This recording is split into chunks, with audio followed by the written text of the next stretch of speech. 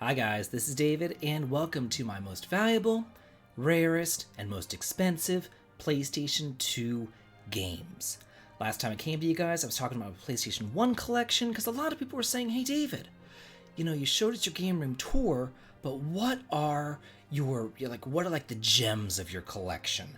So I figured that I would go through each system kind of one by one, and just kind of figure out what is the most rarest, most valuable, most expensive games, and I'm using pricecharting.com to go through here. The PlayStation 2 was the floodgates of the JRPGs were just coming out. There were so many, and I bought a ton of games from my PS2, and I've kept them all in pretty good condition, I've got to say, because I was an adult when the PlayStation 2 came out, and I was making some real money teaching school as well, so I was really able to go out and buy what I wanted. So let's go ahead and go through my collection. At number 10, we have Dual Hearts. This one is worth $36 loose or $72 complete in box. This is one of the very first JRPGs I ever purchased for the PlayStation 2. It came out in 2002. It kind of reminds me of Alundra. You kind of like go into people's dreams and you help them out and all that kind of stuff. It also kind of plays similar to, I would say, like Kingdom Hearts. If you're a fan of those action RPGs, you really do want to check this one out. Personally, me though, I barely played it at all.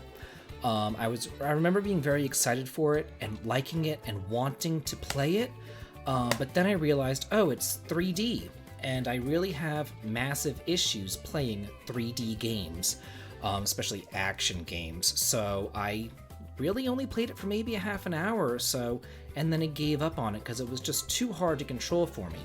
I should probably go back and try it again now that I'm older and I'm better at 3D games, but back then it was really a challenge for me. At number 9, we have our Tonelico Melody of Alemia. Loose, this is worth $48. If you have this complete in box, it is worth $87. It comes in this kind of cardboard carrying case, this little container right here, and then sliding out of that cardboard container, we have the actual game itself, right there. Beautiful artwork. This is a traditional turn-based JRPG, but it involves diving into girls' cosmospheres, which is just basically having sex with them. And it's kind of creepy, so I'm not really a fan of the series, but I remember just wanting to buy every single PlayStation 2 RPG ever available, so I of course had to pick it and its sequel up. And then there's also an official art book that you can go through and you can see the men and the women, and the men aren't bad looking either, I must say. Like this guy, he's freaking hot, like holy crap, look at those abs, damn. But anyway, yeah, this is a pretty neat collector's item right here, this hardback, nice little art book right here. And now for number 8, we have Shadow Hearts 2 or Shadow Hearts Covenant. This one is worth $50 loose or $90 complete in box, according to, again, pricecharting.com. This, I would say, is probably one of the absolute best JRPGs on the entire PlayStation 2 system. It's a horror, yet a humorous JRPG. It is 2 discs, which is really rare in PlayStation 2 times, to have a game that large that it would actually take up 2 discs. That was common during the PlayStation 1 era, but not so much the PS2 era. This is just fantastic. It is a direct sequel to Shadow Hearts 1, picking up right after it wore off. So definitely make sure that you play this game if you're into the Shadow Hearts series, if you're into horror, Silent Hill, anything like that, pick up this gem. Now at number 7, we have Drakengard 2. Loose, this is worth $60. Complete in box, it is worth $106. I am not a fan of the Drakengard series. I remember wanting to like it. It's made by Square. I thought that this would be a really good game, a good action RPG, but it wasn't, and it's not, and I don't know how this series continues on with it just being so crummy. I just think it's a really crummy, really bad series. I wouldn't recommend playing the game, but hey, it's valuable, and I have it, so there you go. And next up on our list, we have Shadow Hearts. This is number 6. It is worth $55 loose, or $133 complete in box. I already talked about its sequel, Shadow Hearts Covenant. This is where the story begins, starring Yuri and Alice, and again, a horror RPG with some humorous elements. It is, again, one of the best games on the system, it and its sequel combined. The sequel is better, but that's not to say this isn't a good game. This game is fantastic. It is worth every penny. I really and truly do wish that they would make a Shadow Hearts collection of 1, 2, and 3 and release it on a modern system. That would just be fantastic, because more people need to play this great series. And now at number 5, we have Wild Arms Alter Code F. This one is worth $80 loose, or $143 complete in box. This is a remake of Wild Arms 1, but it's done with the engine of Wild Arms 3, so it still has the migrant seals, it still has like the encounter rate, it still has the slow battle system. I wish it had the hex battle system, but yeah, it is what it is. So let's see what we got going on in here. This is a bonus anime DVD. I probably never actually watched this, like, I'm not a really big fan of anime, but it's kind of cool that they included that in here.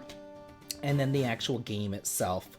Yeah, Age Tech and other companies back when would actually include bonus like things like that, like soundtracks. They would include anime DVDs, they would include demo discs, you know, stuff like that that they don't really include nowadays. Nowadays, you're lucky to even get a game, my god. Here's the instruction manual, full color, very nice, some artwork in there. A really, really good game. Okay, moving on to number 4, we have Wild Arms 5. This one is worth $60 loose, or $168 if you have it complete in box.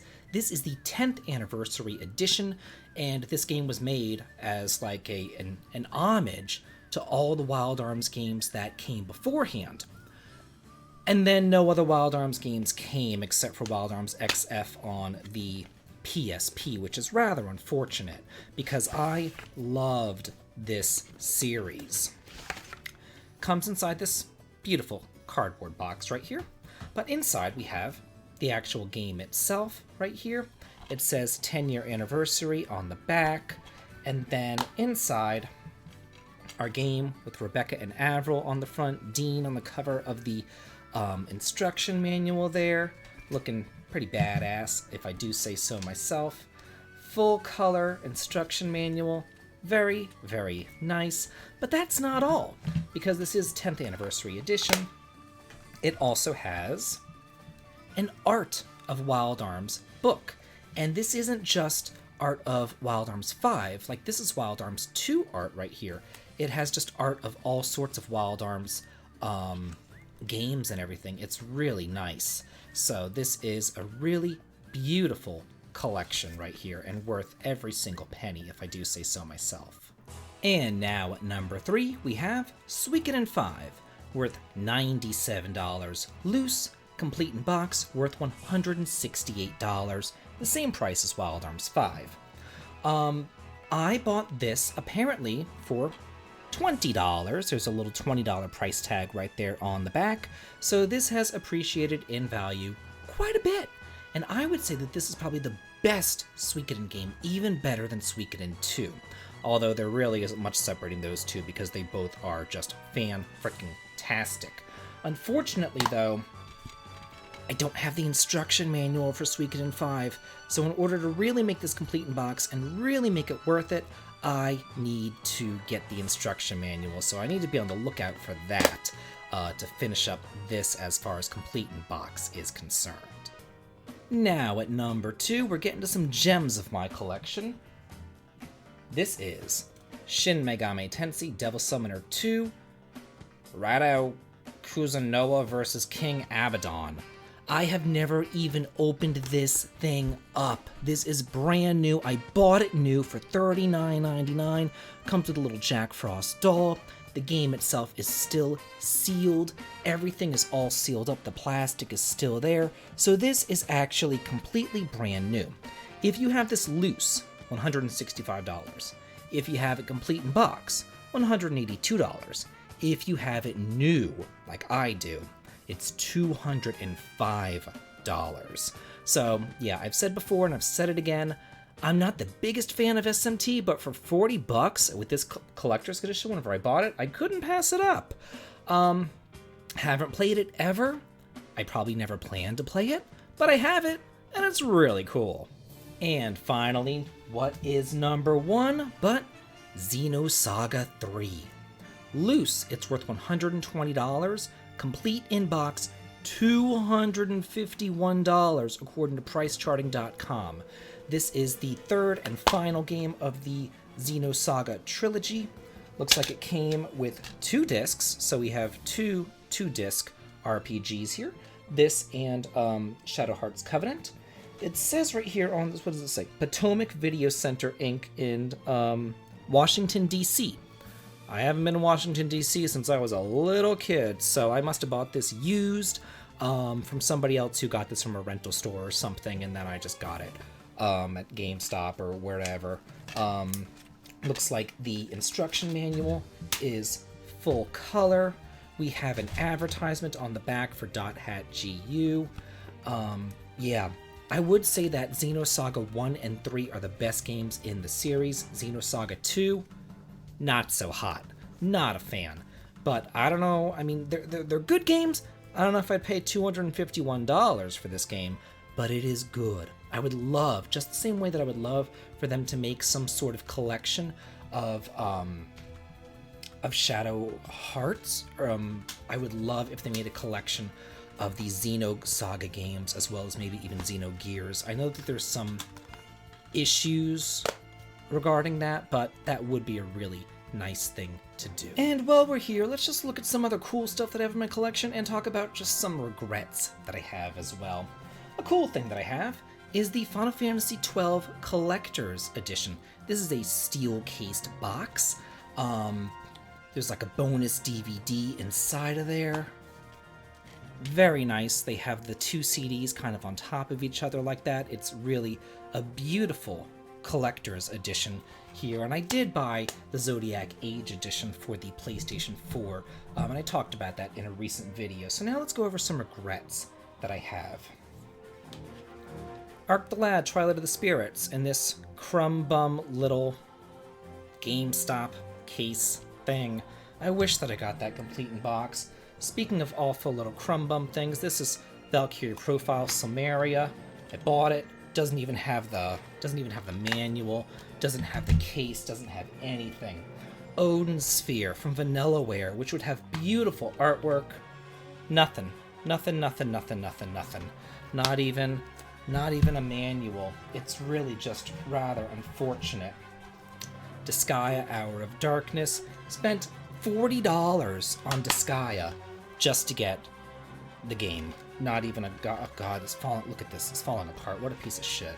Like, well, I'm gonna have to fix that whenever I put this up. Like, it really even matters. Like, oh my god. Dark Cloud 2. Bought this one used in their little Ed and Eddie case thing. I don't know. There it is. Yeah, kind of sucks, but whatever. What can you do? Same thing with Manichemia 2. This one would have actually taken the place of Dual Hearts as my 10th most valuable game if I actually had it complete in box like I have its predecessor, but instead I just have the disc, and that's just crummy. Speaking of crummy, I had the collector's edition of Tonelico 1. And I kind of have the collector's edition to Tonelico 2. I have the soundtrack. I have the little art book. I have the game right here, but I don't have what it all came in. Whenever I purchased this from GameStop, it was just rubber banded together. There wasn't like a box for it all to go into. So this does not count as complete in box. I do have all the components, but I do need the box. So, kind of unfortunate, but, you know, at the end of the day, the main thing is that you have the games and that you have fun. So, hope you guys enjoyed having a little sneak peek, looking back at my personal collection.